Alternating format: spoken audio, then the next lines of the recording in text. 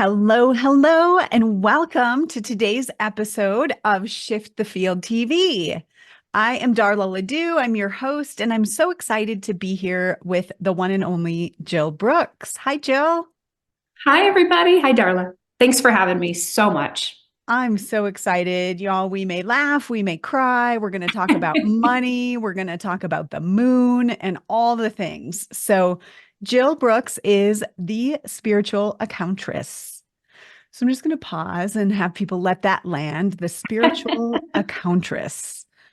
She helps soulpreneurs become more financially empowered by showing them how to tap into their magic and create a life of abundance, purpose, and passion. She incorporates elements of astrology, human design, intuitive guidance, as well as 20 plus years in corporate America. Get this, managing tax and accounting departments. So, what a unique set of skills. She's worked across the globe in that role, and she offers programs to help you put structures to your finances. Jill has a vision of women in particular being really empowered around money and being able to trust themselves to create the money they want for the things that they want. I'm going to share two stories, Jill, and then I'll have you share a little about how you got to be here. The first is Jill was a sponsor at my first ever Sourced Experience retreat. And it was so beautiful to see. She had these stacks of books about money and finances, and then these stacks of books about astrology, really contrasting the two parts of what she marries together in her work. And Jill, I'll never forget when you described your vision for a better world, for a better future, which was this idea of holding money differently and imagining that across the world, there were these little libraries. Like when I used to walk the dog in Austin, there was one of the little libraries where you could put in a book and take a book and whatever you need, right? That there would be these little libraries filled with money, and people could just go and take whatever money they needed for whatever it was that they were doing, and knowing that it would always be there. Nobody would ever have to take more than they need. Nobody would run and like steal all the money because it's just always there. And I have held that vision. Every time I think of you, I think of what would that change in our world if we really knew we were supported like that? I love that so much. You all are going to love Jill. So, first thing, I just want to hear a little bit about why you chose this line of work. Oh, goodness. So yes, to everything you just said. Thank you for that introduction. I'm super happy to be here.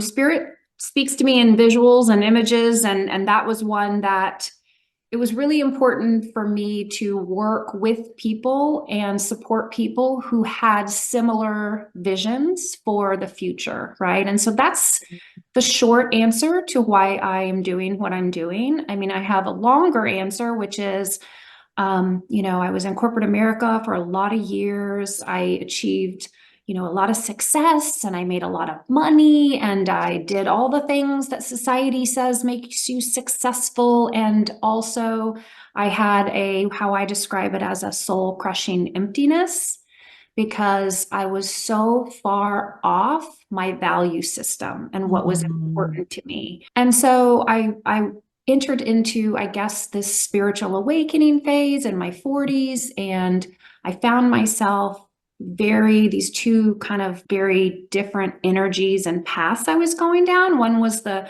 overachiever Jill that had been programmed to sacrifice everything else in her life and achieve money, make money, get success, have a career.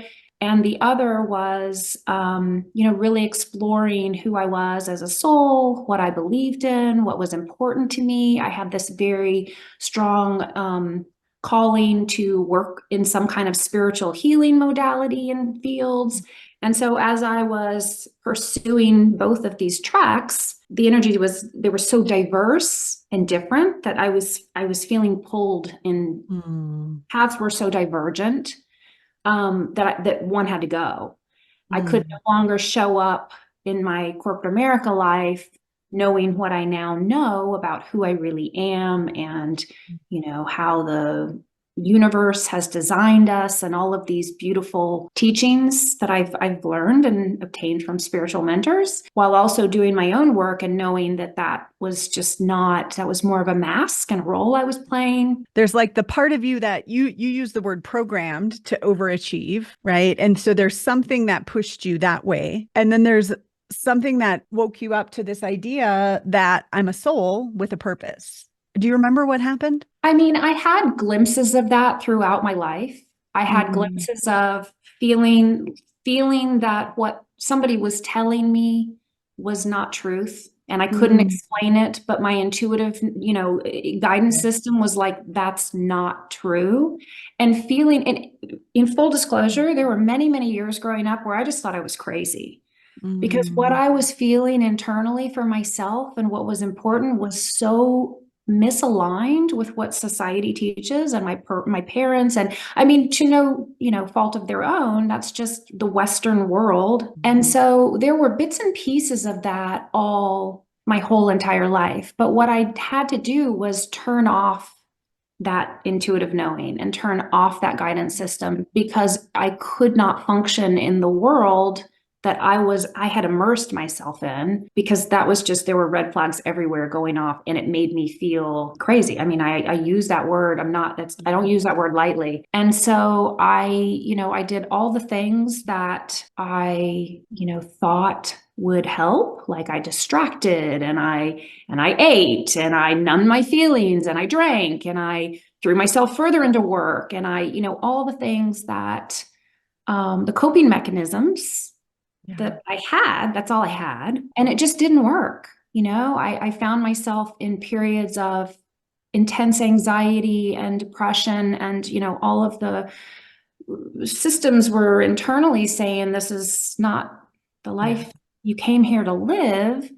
And I also know it was perfect and beautifully designed. I look at my chart. I know why I was there. I needed to be there to get over here. Mm, I needed to experience all mm. that. So then I could, Oh, through the depths of, some pretty dark nights of the soul, to be able to work in this field with a lot of women who have a lot of financial trauma or are experiencing dark nights of the soul or can't seem to, they have a calling to follow what their soul wants to do that's not aligned with society's message, and yet they can't seem to take action there, or they don't know what to do.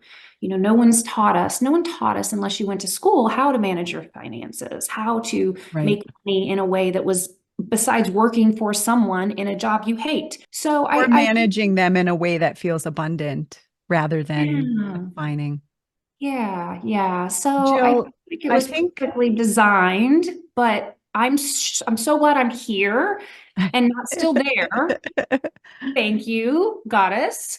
well, I want to highlight, you said, I'm guessing a lot of people can relate to this, and I felt it so much when you said it. This feeling of knowing in your being that something's not true, that you're being told, or that's, people are acting as if it's true, and then feeling crazy. I know I have my own version of like, like I have these wrinkles in my forehead from looking at people like that, like since Oh, I me too. was, Me too.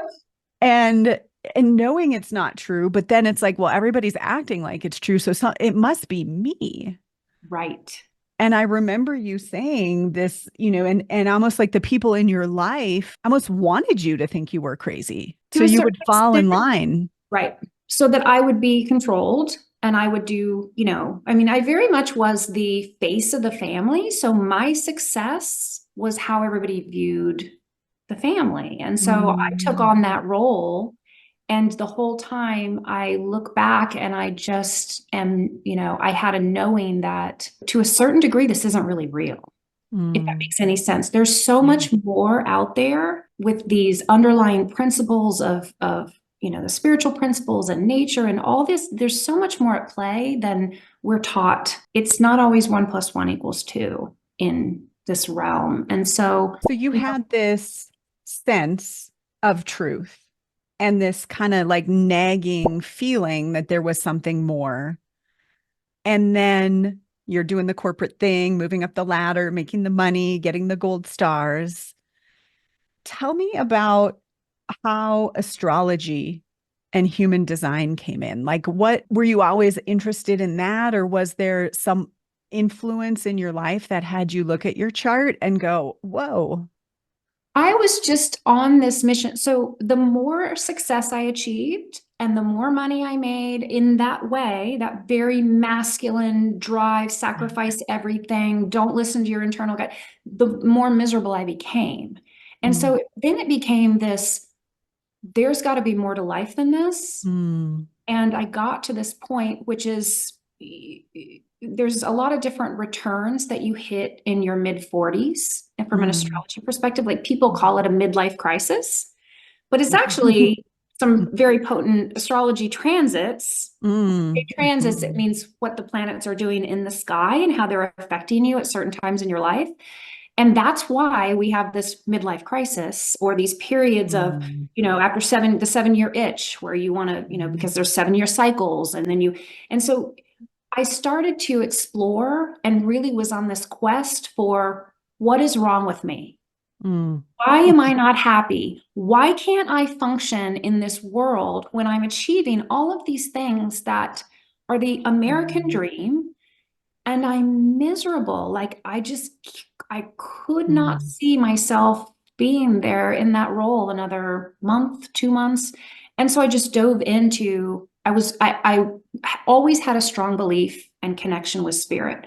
I'm not talking a religious God, but I'm talking knowing and receiving yeah. messages that there's something else out there that's helping me, supporting me, guiding me, moving me along.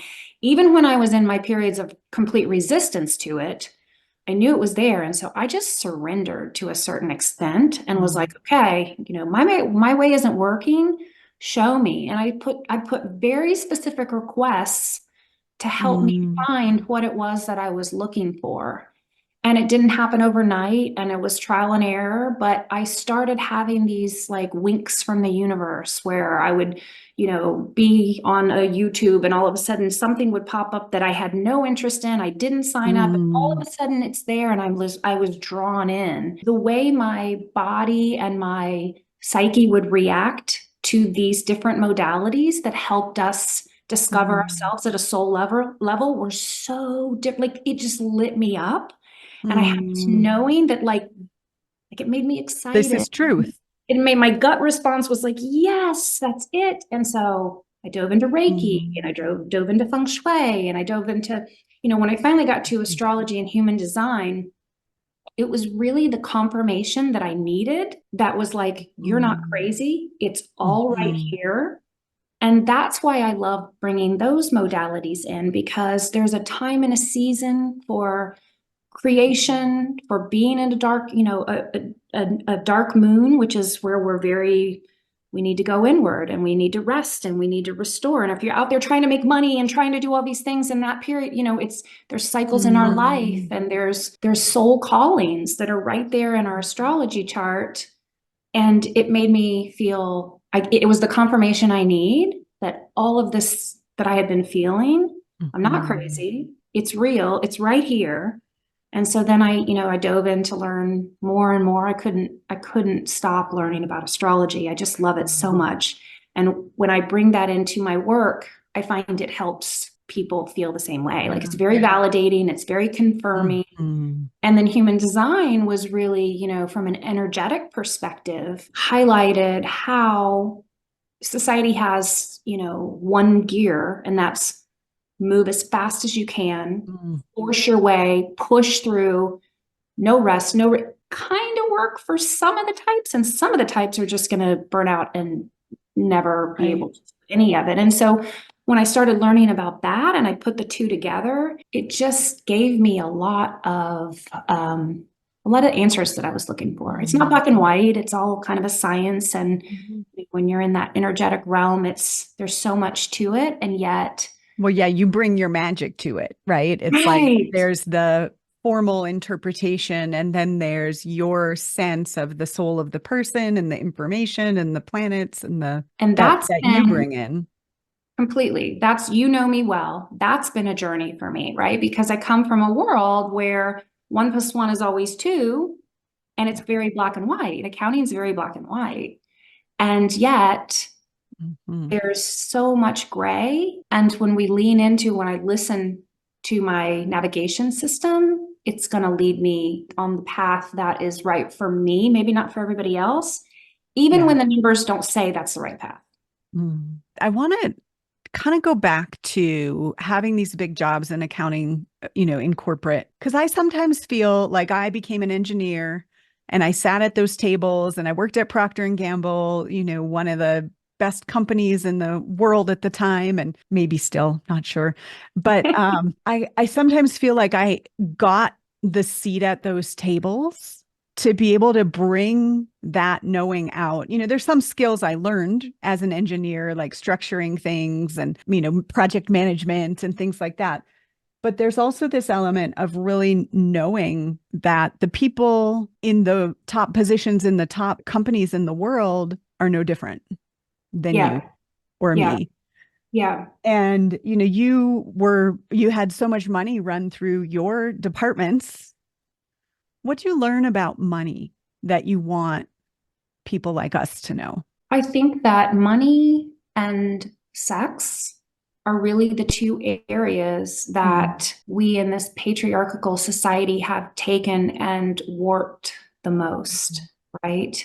I mean, you can use either of those as they're just energies, and they're Mm. beautiful energies that can be used in the most spiritual, generous, Mm. abundant way, or you can lean into the shadow side of them, which is to be used for control, power, fear, manipulation, right? And so, but unfortunately, I feel like those are the two that have been skewed the most. And what I Mm. find is even in this space, spiritual healers or soulpreneurs or whatever you want to call them, holistic practitioners have had so much of that messaging that they're Mm. like, Mm. if I'm in a space where I'm helping people and healing people, I shouldn't be making money. Mhm. Right. And so I saw firsthand the greed at the top of the corporations and how money was the only thing that mattered.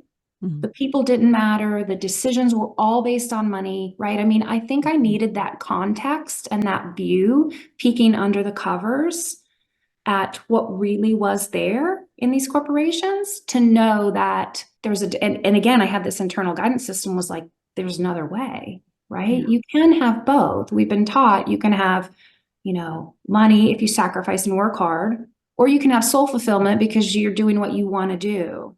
But Yeah. that's not, we live in a world with unlimited potentiality, despite its man-made systems and Yeah. structures that are false, and we can have both. And that's really what I'm Mhm. passionate about is helping the people who have these dreams in their fields to do really self-fulfilling, soul-fulfilling work, and yet don't, because I can't make money doing it.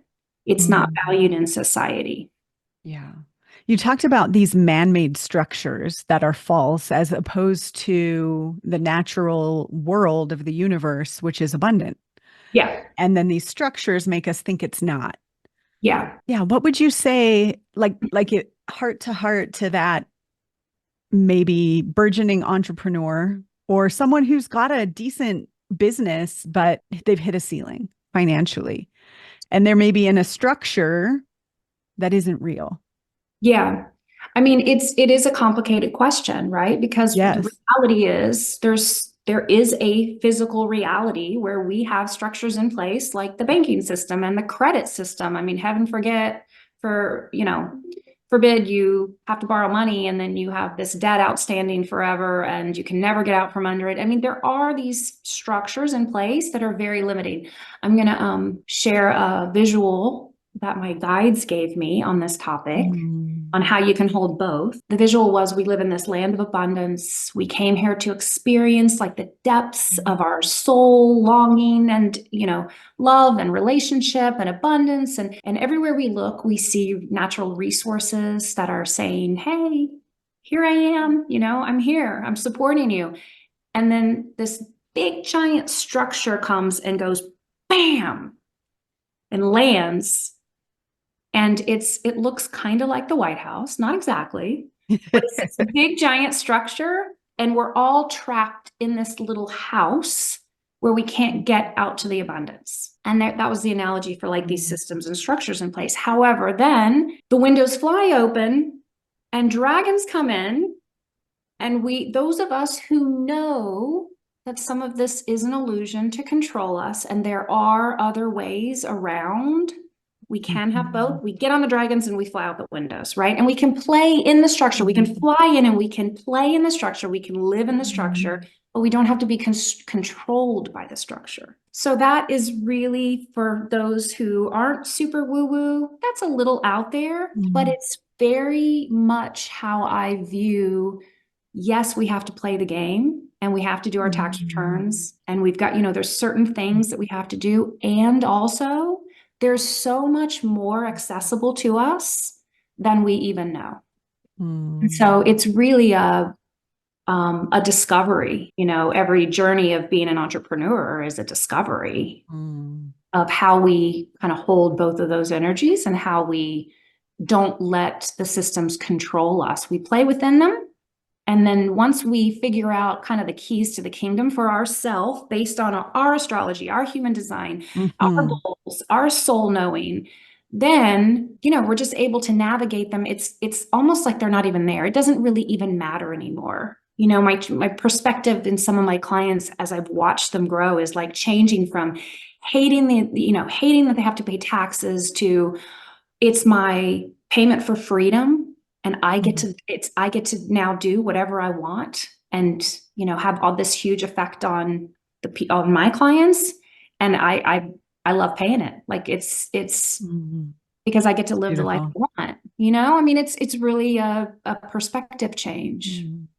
I'm going to fly my dragon in to the White House. I'm going to drop off my cash and I'm going to leave.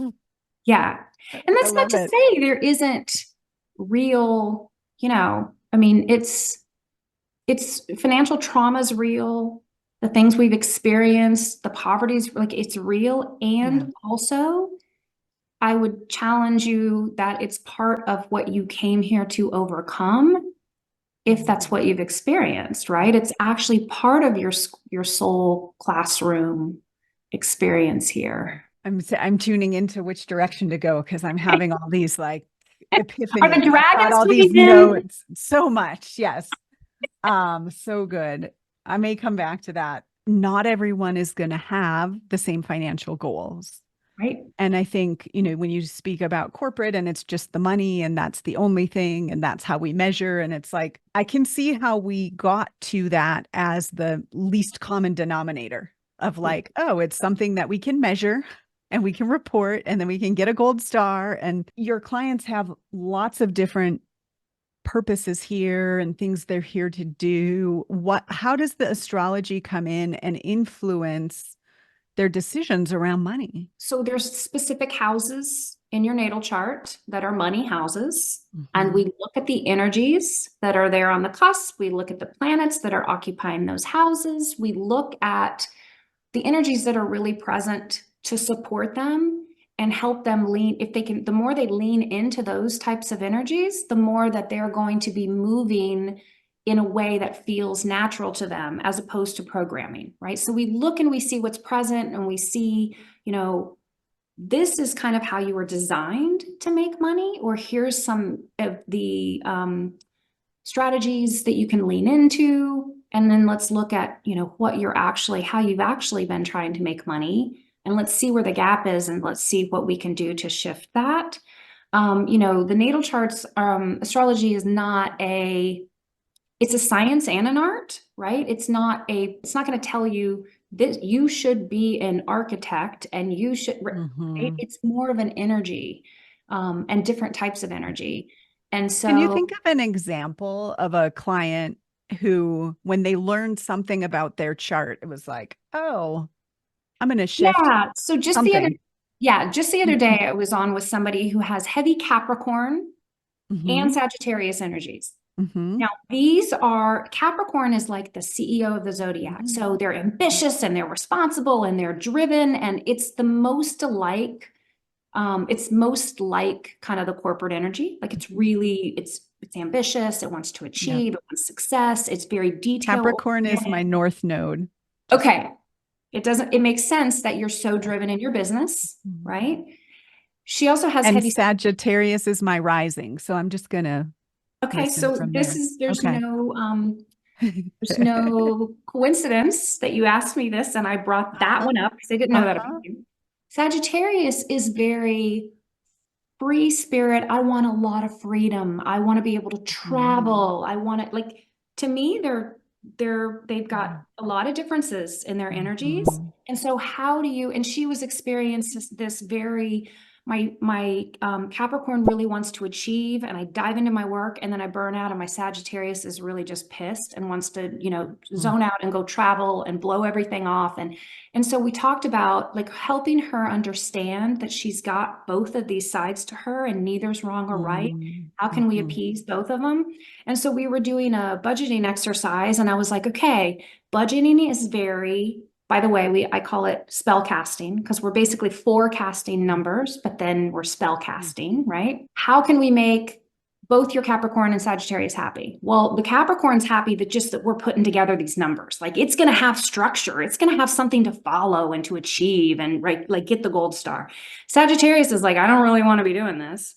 But we gave Mhm. Sagittarius as part of the budget, a travel budget. And we gave her like several different buckets of money that she could spend and what she could do with it. And it helped her feel Mhm. like that part of her that longs for freedom and doesn't want to be so confined is happy too. And so Yeah. it's kind of like a compromise. And it's just interesting for people to, I find that it's very validating more than anything because they're like, oh my gosh, I Mhm. just kept going back and forth and I couldn't ever find anything that worked for me because I'd go way over here and do nothing because I want the freedom. And then I would go way over here and I'd be too restricted.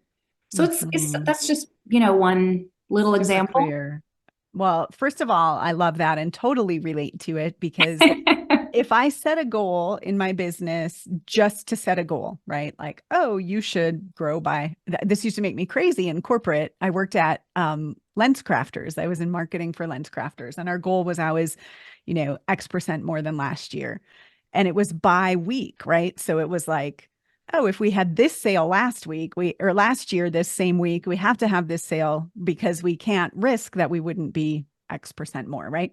So made me crazy, like zero creativity. So in my own work, if I set a goal like that, like, oh, I should grow, I have zero motivation for that kind of goal. But Yeah. if it's, I want to be able to hire this team, or I want to be able to take my nephews on this trip, or whatever, and those are all freedom based things. So if Right. there's something that lights me up like that, then I'm all in on the goal. And there's Yeah. no question. I love that. I love that personal experience aligns with what we were just talking about. And Yeah. everybody's different. And we've got these very complicated natal charts with all these Yeah. different aspects of us. And at any given time, not only like the natal chart doesn't move, but you have what's called progress charts. So as you age, your chart moves, like it unfolds Mm-hmm. over time. Mm-hmm. And so you go through these cycles where you have changing ideas and changing desires. And Right. so we look at how your chart has progressed, right?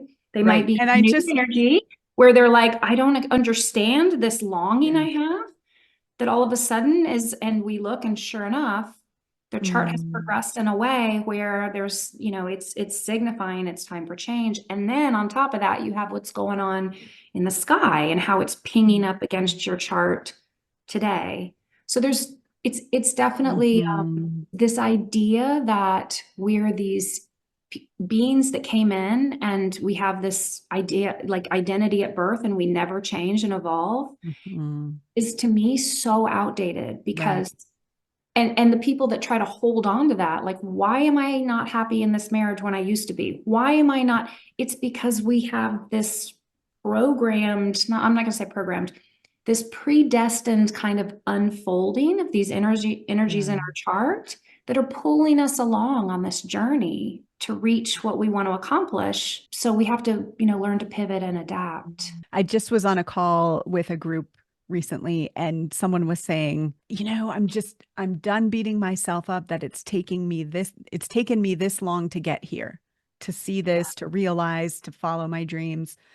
And what I'm hearing in what you're saying is permission to not beat yourself up. Yeah. And I think that some of that, again, is that who says you were supposed to accomplish all this at 30? Like Right. again, that's that programming. I mean, The awards, 30 under 30, 40 under 40. exactly. And I have one of those charts that it was going to take a while to unfold. Like I have Saturn, which is the time, my Mhm. relationship with time. We've talked about it many, many times, which Mm, is that I wouldn't be making these changes because I went through that too. Like if I mhm. only knew, if I would have changed, Yeah. I didn't. I needed Yeah. to hit this Chiron return at 50, and I needed, to fulfill my Saturn, which is very prevalent in my chart, which is time. Like it's going to take Mm, time. And that's how it's aligned mhm, for you. And maybe it's mhm. so that I can then help other people who, are late bloomers Trying to rush. with their dreams and tell them it's all unfolding as it should. So, Yeah. yeah. I have one other question. And then I want to talk about this April thing that's happening and how that relates to our money. So, Okay. Okay. but one of the things you said that just hit me, you talked about instead of forecasting, it's spell casting. So instead of making a budget, you're creating the money in the future. And of course, that made me think about how the spiritual accountress kind of had a come to Jesus moment about being a witch. Yeah. Yeah. And this ties in to when you were speaking about abundance and you were talking about, everything is here available to us. I was immediately transported into nature. I was in the natural world and seeing all the Yeah. resources. And then of course you brought in the house, which, makes sense, right? How Yeah. how we've chosen to use the resources is to build the structures that we have today. Yeah. Immediately this thought dropped in that said we can't be trusted, Mm, right? Like if we have and we, our ancestors, right, like had all these natural resources and this is what they built. right. And there's a lot of amazing things that have been built. And then it's like we're aware of the limitations. Those of us who feel truth in our bodies are aware of the limitations. And when you said spell casting, it's like, okay, those of us who are maybe have a lineage in the witch category have been programmed to think we can't be trusted. It's the same as I'm crazy, right? It's that same to Yeah. me, right? It's that same level of if what truth I know internally doesn't match the out picturing, I don't trust myself. Yeah. I mean, the beautiful thing about that is that, one of the biggest, there's two big astrological events, because you said you want to ask about Mhm. that too. It Yeah. ties in perfectly. Is this year is a very big collective astrology year. And the biggest, I would say, well, one of the two biggest is that Pluto, which is the planet of death and rebirth and transformation, and he's been in Capricorn for, I think, since 2008, late teen, 20-ish years. And Capricorn is, responsible for a lot of the structures that have been built, right? That are very Mhm. patriarchal and top down. He just moved into Aquarius on the 20th. And Aquarius is a different structure. So instead of top Mhm. down, where you have the few chosen up here privileged, Mhm. and the masses down here who are at lack, Aquarius Mhm. is equality, and Aquarius is, decentralization, where Capricorn is Mhm. centralization, Mhm. decentralizations, and groups and communities, and all of these aspects of how to live in a better world is really up. And we're going to see that play out and transform. These structures and systems are going to eventually dismantle, and up in their place are going to be more of the regional, local communities, Mhm. decentralization, power to the people, humanitarian efforts, that kind of stuff. I think that those of us who are kind of tapped into being able to, that are really sensitive and can Mhm. feel into the energies. This has been coming for a while. And as he Mhm. approached the line of that cusp of the change in energy, we've been feeling that and we've been talking about Mhm. it. And so now we're going to see what happens. And I feel really strongly that it's going to be a self-correction phase. I don't Mhm. know the magnitude of it, I don't know. It's going to be exciting though, for sure. Talk about the what that means for business owners. I know you have a retreat that is around the eclipse in April. Yeah. What is this timing like? Or first of all, there's the January 20th and then there's the April season. Yeah. How is this giving us clues about that? And what do you recommend for people to plan for April? So in April, what happens is Uranus and Jupiter conjunct. Which means they come together at the exact same point in the sky in the sign of Taurus. And those two planets have not conjuncted in Taurus in, I think, like 14 years. But Uranus rules Aquarius. So it's more of that same Okay. energy. It's like innovation and power to the people and change and upheaval, but for the betterment of society. It also rules the internet. And it's airwaves, Mm. downloads of innovation and things that you've never thought before. And all of a sudden you have these crazy ideas of how to do something different. Like that's all coming up for us. And when it conjuncts Jupiter, Jupiter's the great benefic. It's like the magic planet. It expands everything. It's good fortune, it's abundance, it's money, it's a change in belief systems. So those two together is like a Mhm. really magical combination. And then it's in the sign of Taurus, which is the sign of manifestation. It's the sign of Mm. self-worth and values and money and nature and abundance. And so that Mm. combination is just is magical, really. I mean, I'm Mm. already feeling so inspired at what can come Mm. out of that. And so I'm holding a retreat in the North Georgia mountains at the time of that exact conjunction in April, so that we can use that energy, lean into it to create new visions for whatever it is we Yeah. want to create. I'm excited Amazing. about We'll put the link for that retreat below it. this Okay. video so they can take a look. This might be a question for what your intuitive sense is. Why might someone want to be in a room with you, with community, with other like-minded people at that time?